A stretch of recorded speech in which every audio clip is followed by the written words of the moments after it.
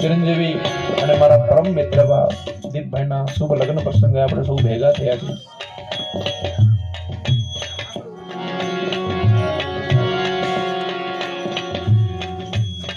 એક એવો હરખનો પ્રસંગ આવે છે હરેકના જીવનમાં.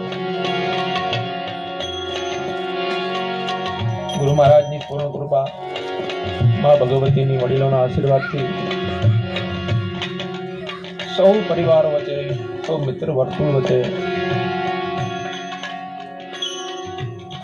અત્યારના સમયમાં ખુશી ઉજવવાના કે હર્ષ ઉજવવાના ઘણા એવા બીજા પણ રસ્તા છે. પણ ભાઈ દીપભાઈ અને એમના વડીલો છે આ હર્ષને આનંદમાં પરિવર્તન કરીને ભજન સંતવાણીનો પ્રોગ્રામ રાખ્યો. અતિ આનંદની વાત છે. ખૂબ